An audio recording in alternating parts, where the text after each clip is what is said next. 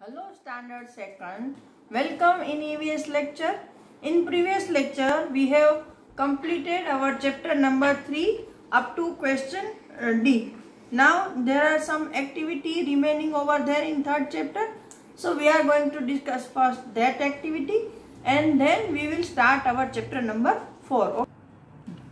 Look at this activities on number the pictures in the correct order of growth.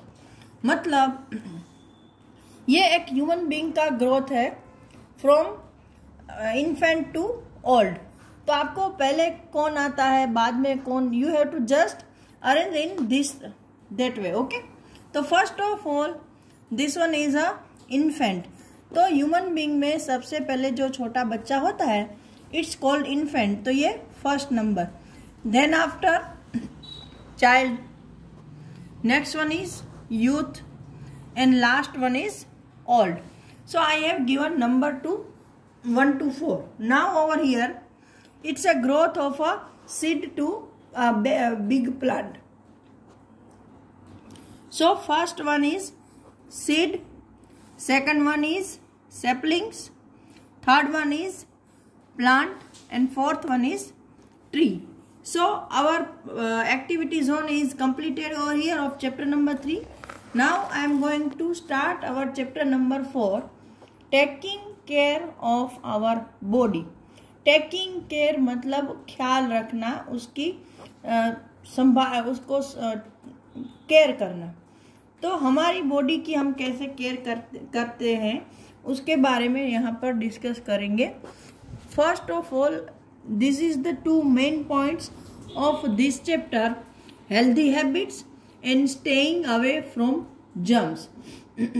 Means जो पहला point हम we are going to discuss is healthy habits.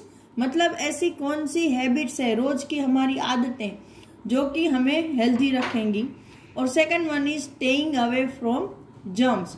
मतलब germ से कैसे बचा जा सकता है.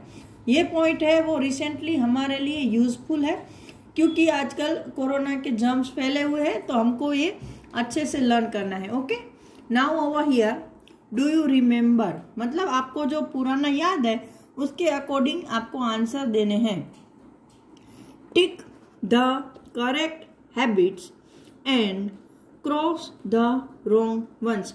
You have to also read with me, along with me. हाँ, मैंने पहले भी आपको बोला है कि मैं रीडिंग धीरे धीरे करूंगी, तो आप भी मेरे साथ रीडिंग करोगे. Okay, now number 1, Radha cleans the back side of her years while having a bath.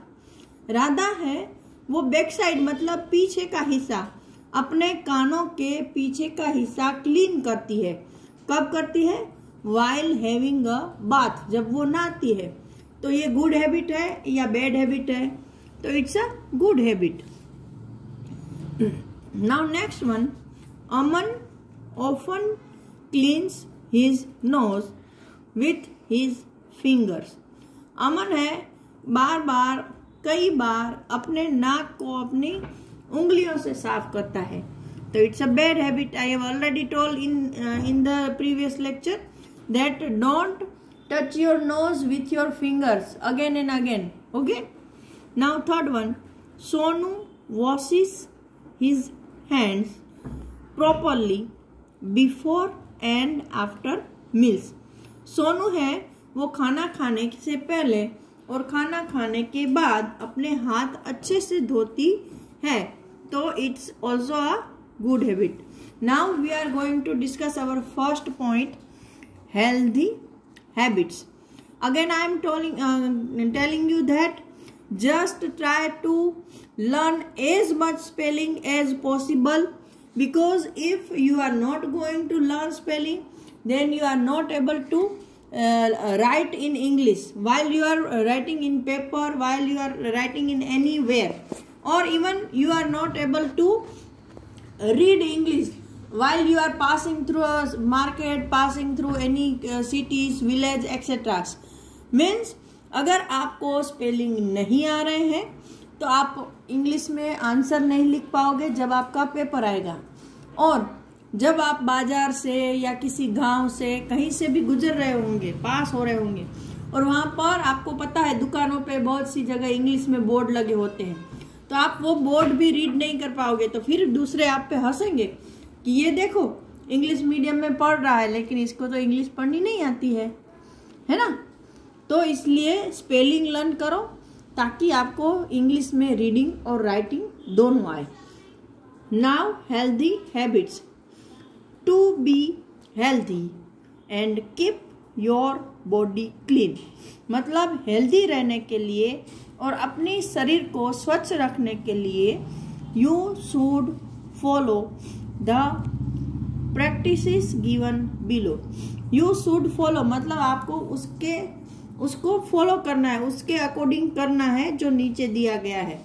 ये सारी प्रैक्टिस आपको करनी है, ये सब मतलब आदतें आपको जीवन में उतारनी है।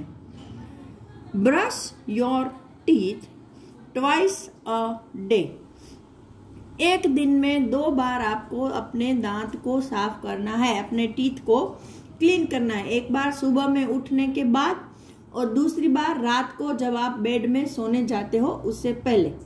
Next, brush all your teeth well, अपने सारे दांतों को अच्छे से साफ करो। कुछ बच्चे ऐसे होते हैं आगे आगे थोड़ा ब्रश कर लिया बस पीछे के दांत छोड़ दिए, ऐसे नहीं। Each and every portion of our teeth should be clean up, हमारे दांत का हर एक हिस्सा अच्छे से क्लीन होना चाहिए, क्योंकि जो हमारे 2 दांत होते हैं, टीथ होते हैं, उसके बीच में थोड़ी थोड़ी प्लेस रहती है।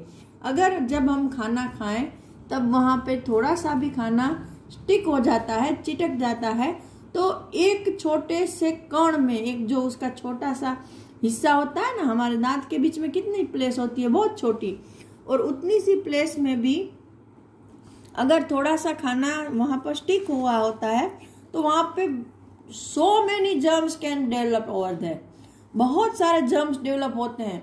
फिर आपके टीथ येलो लगने लगते हैं, मुंह में से गंदी स्मेल आती है, डर्टी स्मेलिंग, तो ये सब अच्छी बातें नहीं है।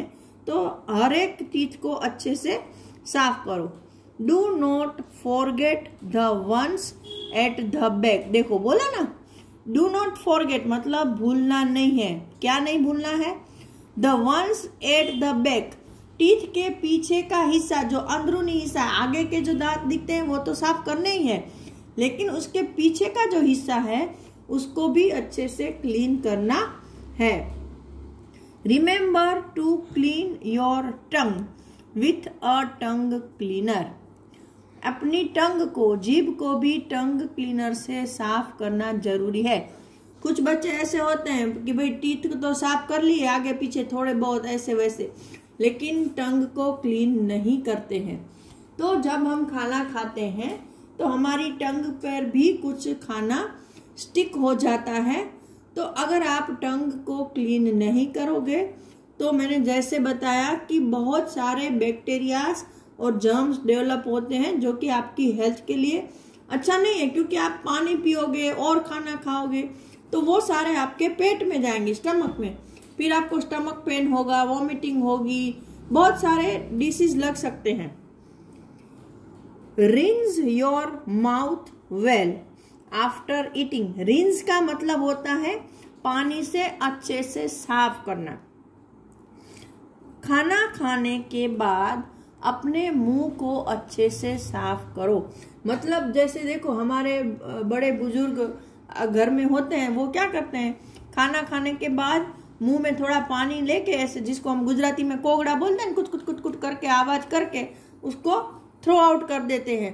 तो इससे क्या होता है कि पानी छोटी सी छोटी प्लेस में जाता है, और अगर हम उसको ऐसे गोगल करते हैं अच्छे से तो वो पानी के साथ जो छोटे छोटे खाने के कण होते हैं वो भी उसके साथ निकल जाते हैं और हमारे दांतों के बीच की प्लेस क्लीन हो जाती है, ताकि वहां पर जर्म्स डेवलप नहीं हो सकते। इसलिए अपने दांतों को, मुंह को खाना खाने के बाद रिंस जरूर करना है।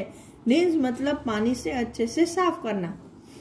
Otherwise a foul smell will come out of your mouth, वरना क्या होगा, फोल स्मेल, फोल मतलब गंदी, वरना अगर मुंह में कहीं पर भी खाने के वो बाइट्स छोटे छोटे रह गए तो आपके मुंह में से फिर गंदी स्मेल आएगी, क्योंकि अंदर बैक्टीरिया डेवलप होते हैं।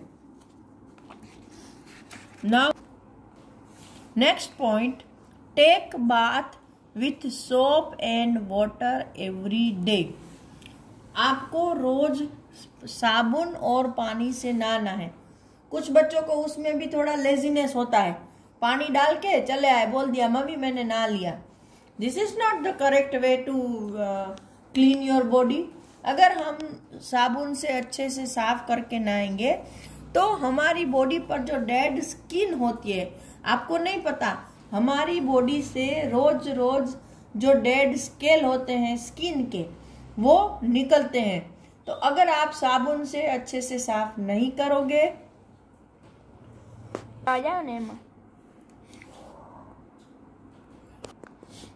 आपको रोज साबुन से क्यों नहाना है, ताकि आपकी बॉडी पर जो डेड स्किन है सेल्स वो निकल जाए। और हम दिन में जहाँ वहाँ घूमते हैं, ये सब कुछ जो एयर के थ्रू हमारी बॉडी पर डस्ट पार्टिकल्स चिटक जाते हैं, डस्ट पार्टिकल मतलब धूल मिट्टी के छोटे छोटे कण, तो वो सब भी साफ हो जाए। इसलिए हमें साबुन से नहाना है। हमारे बॉडी पर से पसीना निकलता है ना। After bath wipe yourself with a clean and dry towel.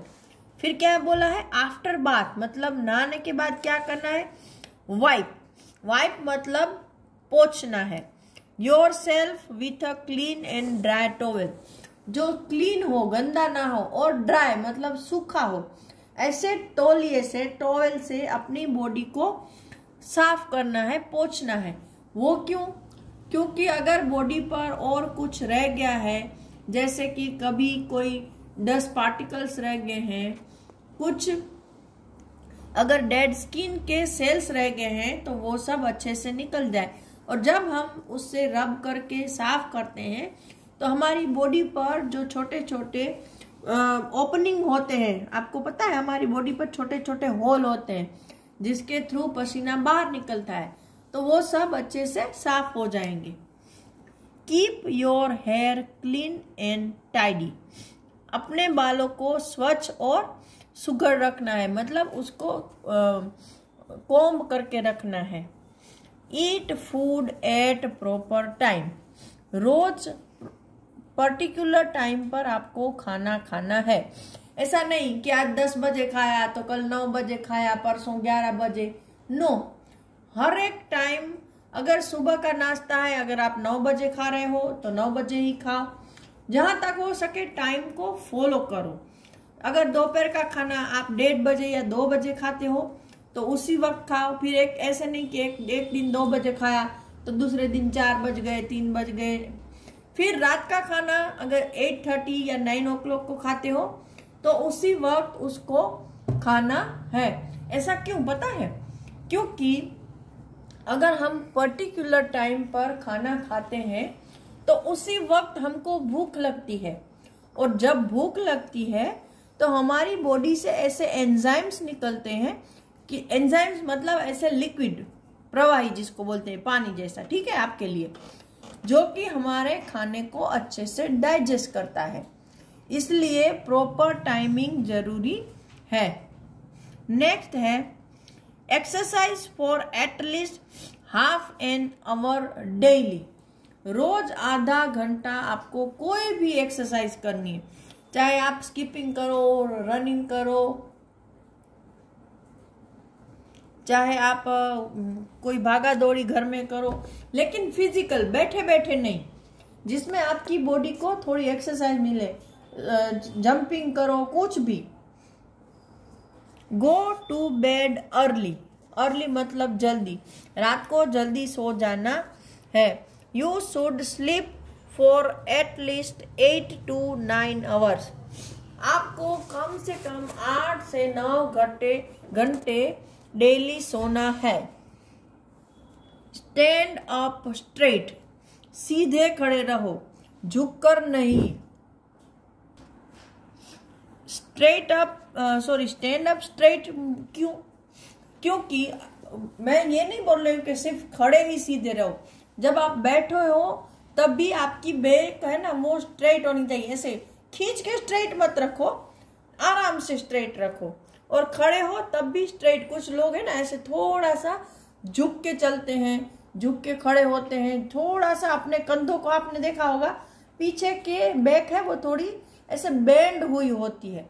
तो ऐसे क्या होता है कि आपका जो पीछे का स्पाइनल बोन है, आप जब बोन है, आप जब बड़े होगे ना तब आपको पता चलेगा स्पाइनल बोन्स क्या होते हैं।